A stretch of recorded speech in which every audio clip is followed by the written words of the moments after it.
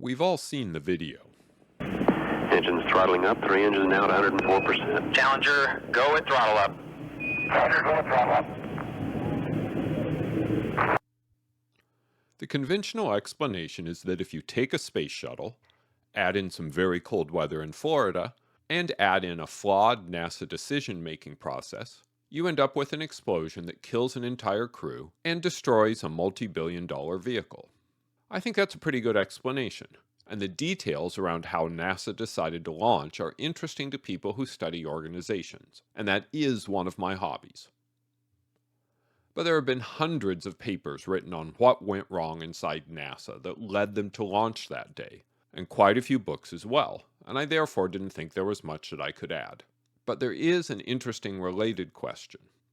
How did NASA end up with a solid rocket booster design that had significant issues at 53 degrees and failed at freezing temperatures? The FA-18 Hornet fighter operates from -40 to 125 degrees Fahrenheit, and the M1 Abrams tank operates from -25 to 145 degrees. Those are more sophisticated than the solid rocket boosters, and they do fine at cold temperatures. And, not to put too fine a point on it, the post-Challenger solid rocket booster design was essentially perfect for the rest of the shuttle program. Answering this question is the purpose of this video. To start, we need to understand how NASA ended up with solid rocket boosters in the first place. As NASA had never launched astronauts with solid rocket boosters, it seems like a weird choice. Liquids are generally considered to be better in most ways compared to solids, but the place where solids win is development time and cost. They are quicker and cheaper to develop, and since the shuttle budget was very limited, NASA had to choose between a shuttle with solid rocket boosters or no shuttle at all. That decision was easy. There was one issue with choosing a solid rocket booster, and that was weight. An empty Falcon 9 booster is about 29 tons and can be transported on the road. Barely. The Super Heavy booster that lifts Starship off the ground is the biggest booster around and weighs about 275 tons. It needs a special crawler to be transported and doesn't go very far.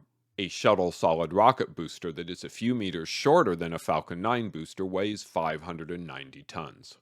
The difference is that liquid-fueled rockets have no propellant in them when transported, and solid rocket boosters have all the propellant inside when they leave the factory. If you could build one near a port somewhere, you could maybe use a ship to get them to Kennedy Space Center.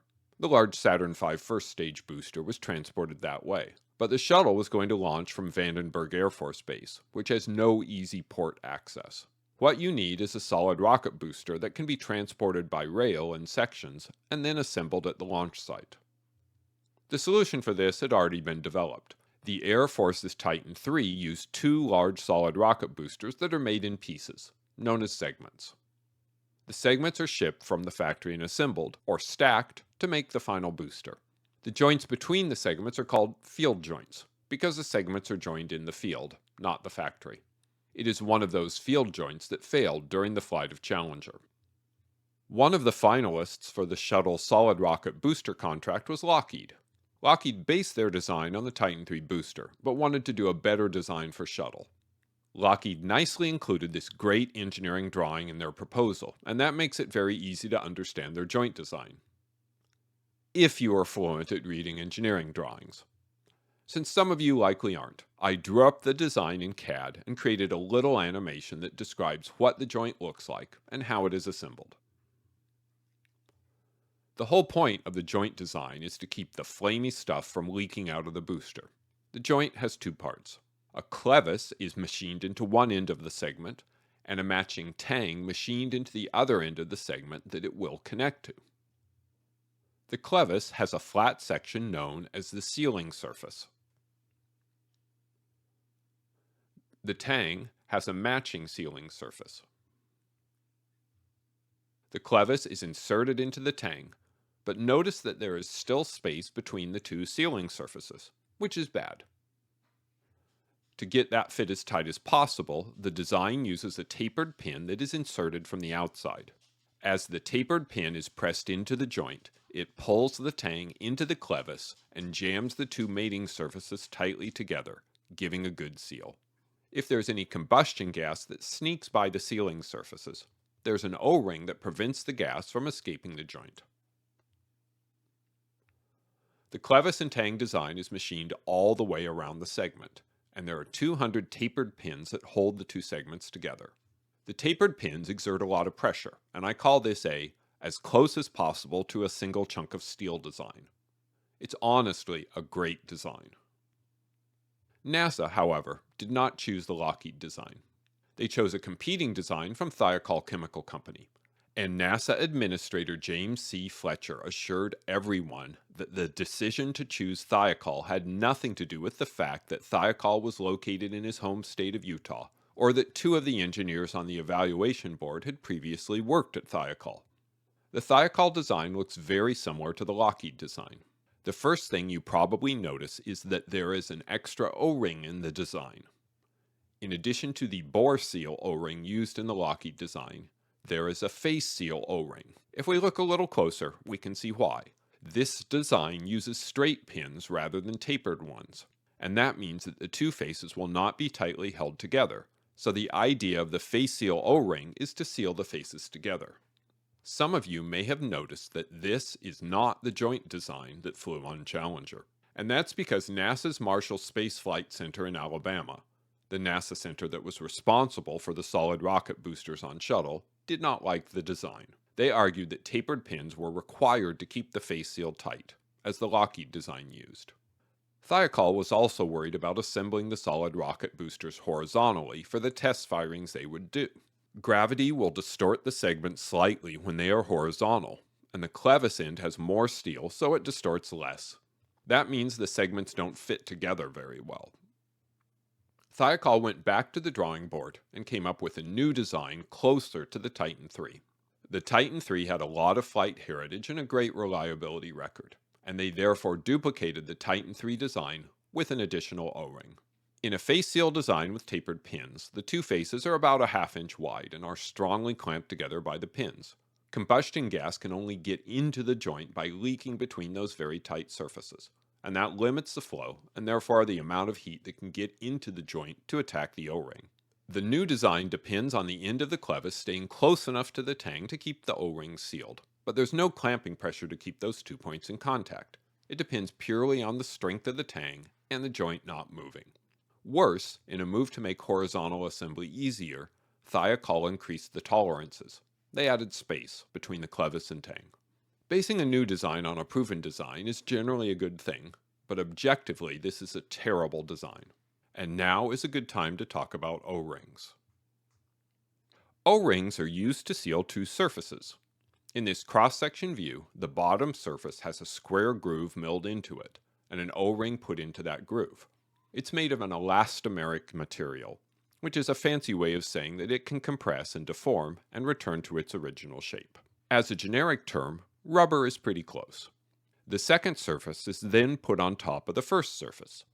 The O-ring is sized so that the O-ring is compressed by a specific amount, typically 15 to 25% of its diameter.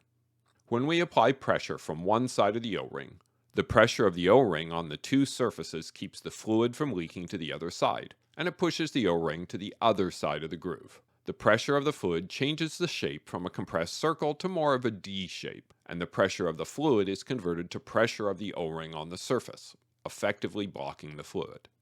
As pressures go up, part of the O-ring starts to get pushed out the other side groove space, and if the pressure is too high, it will extrude enough to break the O-ring. O-rings are in everything. Any device that has pressurized fluids or gases typically uses them. The hydraulic cylinders in construction equipment have complicated seals that use O-rings to keep the high-pressure hydraulic oil properly contained. They are highly reliable when properly designed. The booster segments are made of steel a little less than ½ inch, or 13 millimeters in thickness. The operating pressure of the motors is about 1,000 psi, or 70 bar.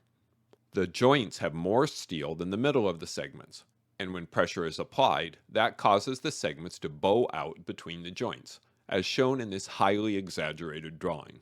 Because steel is a resilient material, they will balloon out initially and then return closer to their original shape. This ballooning had the potential to affect how the joint performed.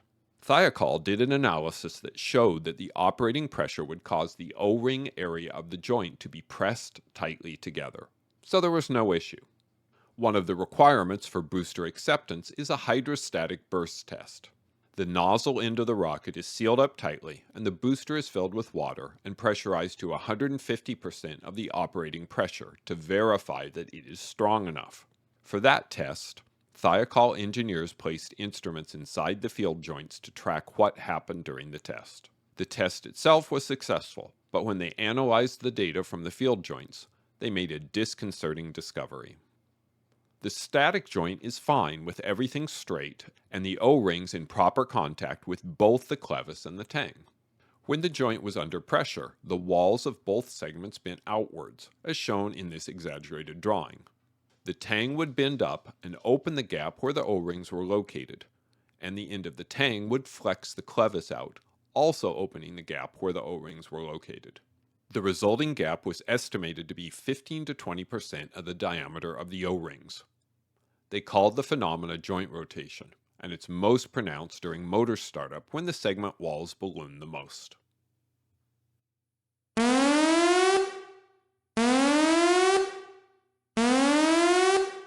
This was a red alert moment. There are numerous O-ring design guides out there that give you a ton of information on how to size the grooves, what specific O-ring materials to use for a specific application, different types of seal designs, and other information on what makes a good design. What they don't tell you is what to do when the two surfaces you are trying to seal move apart, because that is not a situation where O-rings will work successfully. Moving apart reduces the amount of compression in the O-ring and therefore the amount of pressure the O-ring can seal against. And if the gap is big enough, the O-ring won't even touch both surfaces. Joint rotation means that this is simply not an acceptable design. Thiokol did make one change to the joint to reduce the amount of joint rotation. After assembly, a shim was added between the tang and the clevis outer leg to reduce the amount of slop in the joint and therefore reduce the gap at the O-rings. We then get into a bit of an argument between Marshall and Thiokol. The Marshall engineers asserted that the current design was forcing the seal to function in a way which violates industry and government O-ring application practices. Thiokol asserted that joint rotation was not a significant problem. The real issue for them was that it was 1979.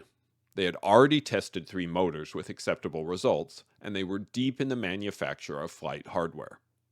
Modifying the design at this point would not only be expensive, it would lead to a multi-year delay. In 1980, NASA impaneled a Space Shuttle Verification and Certification Committee to look at the flight worthiness of the entire shuttle system. The concern was primarily about the secondary O-ring, the one on the left in this diagram. The committee somehow came to believe that it was there only to test the primary, and redundancy was not a requirement. The committee ended up recommending 2 things. The first was to test fire motors at propellant temperatures from 40 to 90 degrees, and the second was to repeat the case test burst with 1 O-ring removed, to verify that the design can function with 1 O-ring. The NASA shuttle program response can be summarized as, "We're good."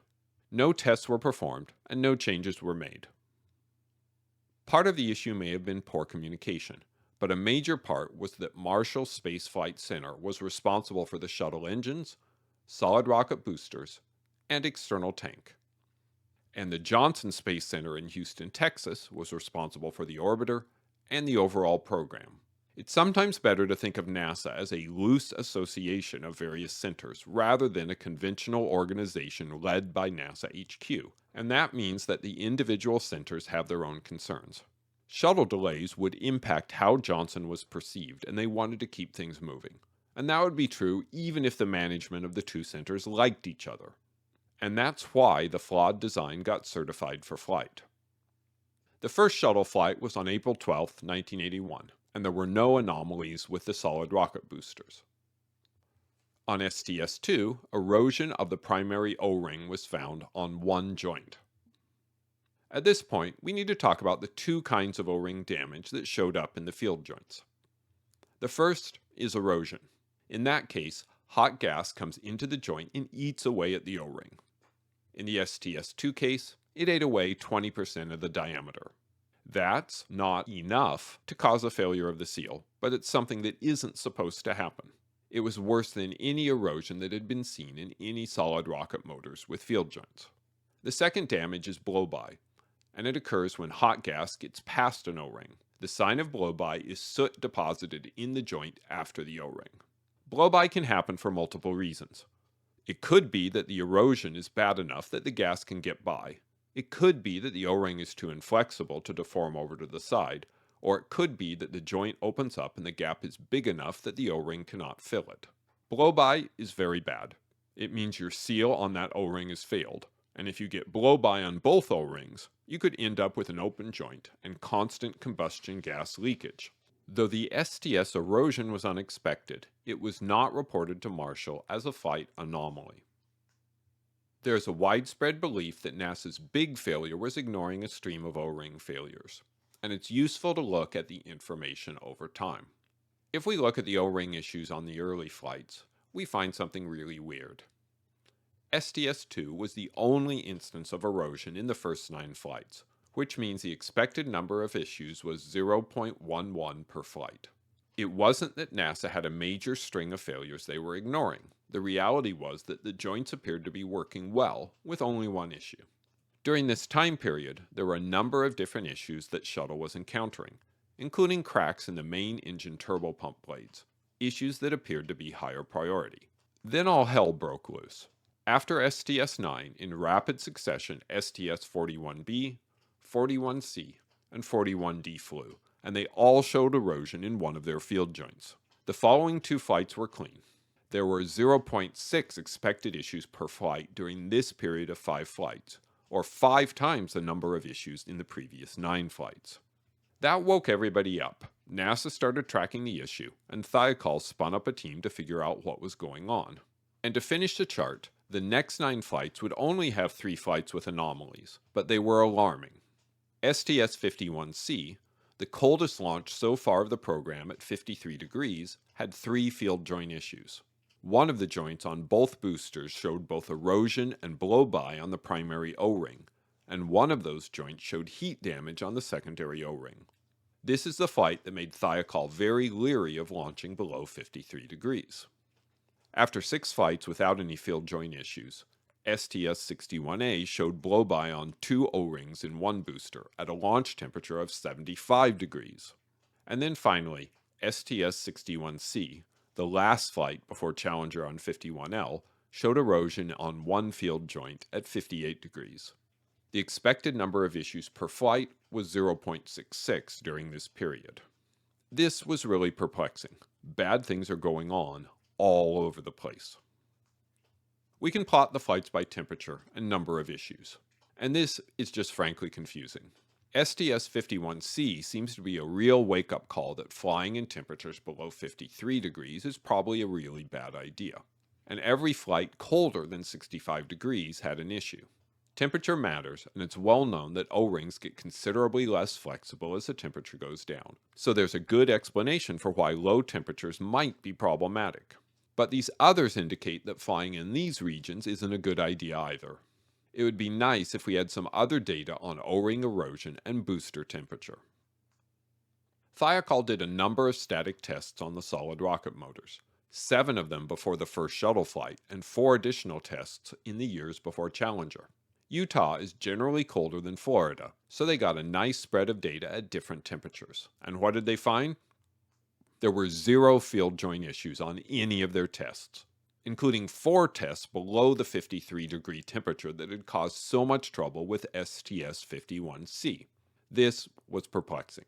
There was something else going on, something that was different between Thiokol static tests and actual flights. But to get to that, we need to expand our knowledge of field joints.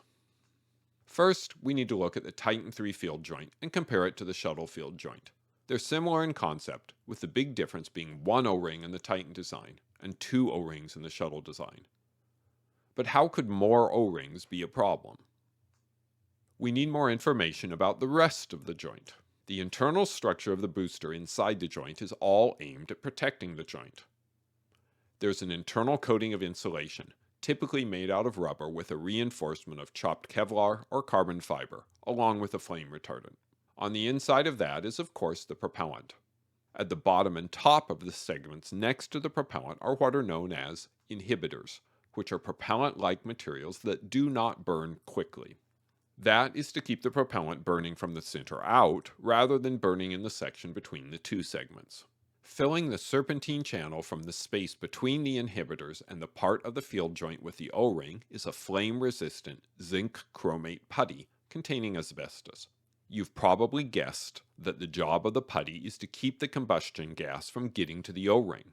The final feature is to add a leak test port. One of the NASA requirements is to ensure that the O-rings are properly seated in their grooves, and that is done by pressurizing the space between the O-rings with nitrogen through this port. After the test, the port is sealed with a plug. Titan doesn't have a leak test port because it only has a single O-ring, and this test therefore cannot be performed. Is the issue somehow related to the leak test? For the first 7 flights, NASA applied 50 psi of pressure to verify that the O-ring seated, but then a concern was raised that the O-ring could be omitted during assembly, or that it might not be seated correctly, and that issue could be masked if the putty was solid enough to hold back the pressure. This was a pretty dubious assertion given that erosion was not an ongoing problem, but NASA and Thiokol elected to increase the pressure to 100 psi. There were no issues for 2 flights, and then they decided to further increase it to 200 psi. And that is the point where all hell broke loose. What was happening was known as a blowhole, a path from the O-ring space through the putty into the engine. Thiokol knew from their tests that some blowholes occurred during assembly, presumably as trapped air needed to find a way out, with the only exit path through the putty.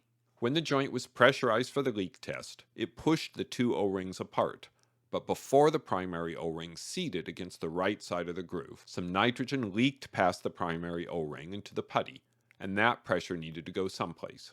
And the only place was through the putty. Going to 200 psi ensured that a bad O-ring would be detected by the test, but unfortunately, it apparently made the blowholes through the putty bigger and more significant. That was a big problem.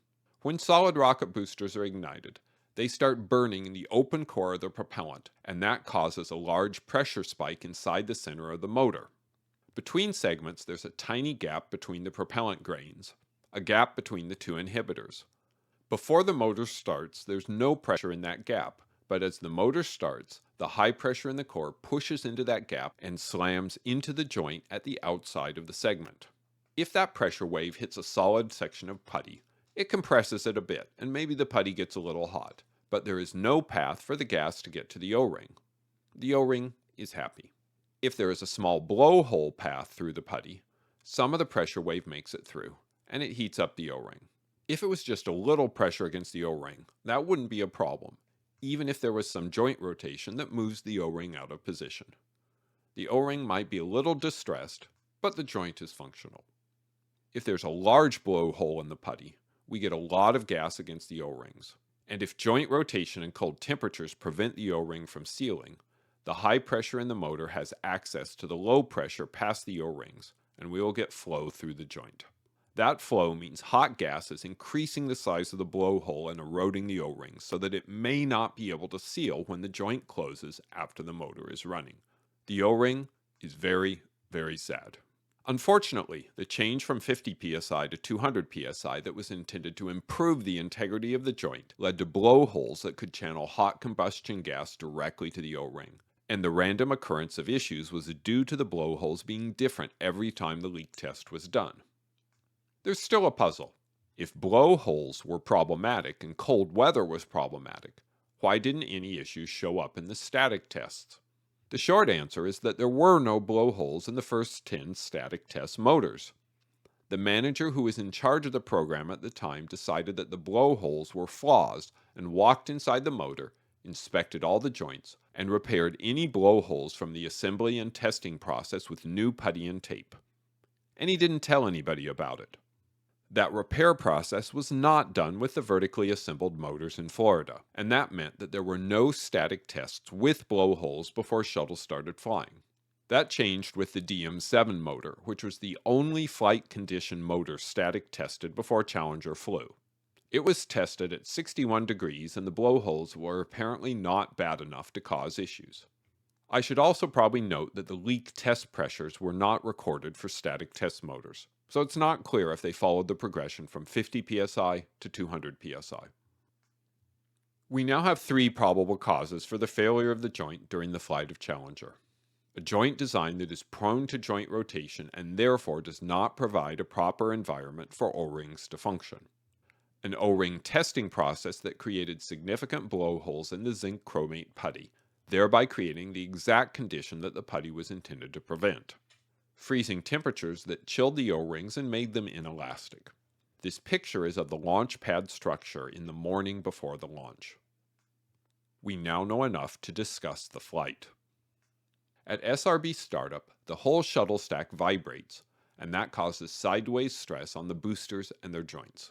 At about half a second, a puff of gray smoke emerged from the aft field joint on the right solid rocket booster, and 8 more puffs of smoke escaped at a frequency of about 4 Hz or 4 times a second, approximating the rate at which the structure flexed, and the joint opened and closed. And then something a bit weird happened. The smoke puffs stopped. The joint had closed up. The leading theory is that aluminum oxide from the combustion of the powdered aluminum in the propellant clogged up the joint and stopped the flow. And then at 37 seconds into the flight, the first of several high-altitude wind shears, layers where wind speed and direction change abruptly, hit the shuttle from the side and recreated the bending conditions that had occurred at launch.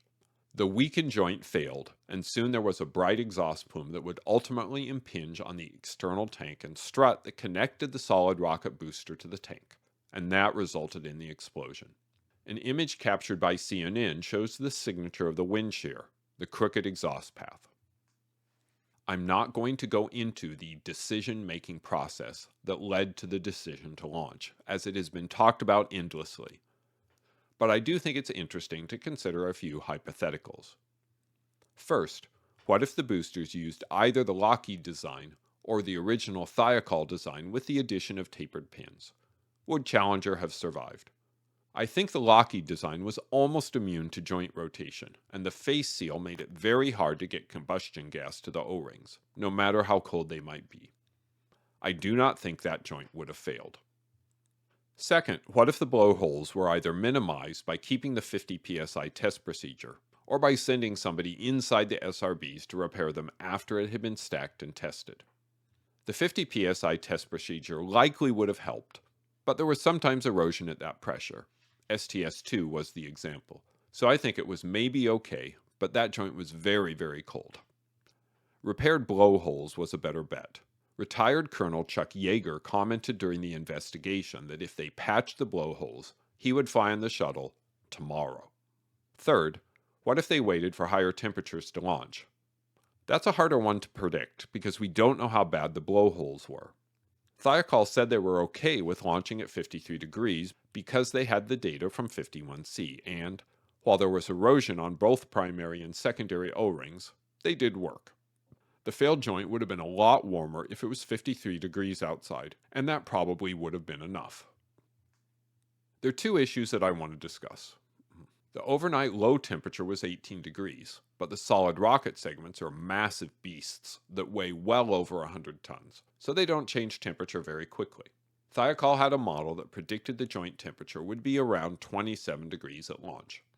The ICE team that looked at the pad overnight recorded an outside temperature of the left SRB of 25 degrees, which was pretty close to the predicted temperature. The right SRB, the one that ultimately failed, was 8 degrees, much colder than the left one. Another puzzle. It turns out that the issue is because of the external tank. The top of the external tank is the oxygen tank, and there is a cap, called the beanie cap, that captures the vented oxygen and then releases it back to the atmosphere, as you can see in the video on the right. After Challenger, Thiokol was trying to figure out if there were any other possible issues that might cause problems for the solid rocket boosters, and the topic of the very low temperatures on the Challenger SRB that failed came up. Thiokol did some advanced fluid dynamics modeling and found out that if the wind was just right, the very cold gaseous oxygen released from the outlet could be pushed back against the external tank. It was not a problem for the external tank, but under some conditions the gas could curl around and end up cooling off the base of one of the solid rocket boosters. And it turned out the weather the night before Challenger launched appeared to be a match to those conditions. The failed joint was about 20 degrees colder than expected. There is also the puzzle of the Titan III.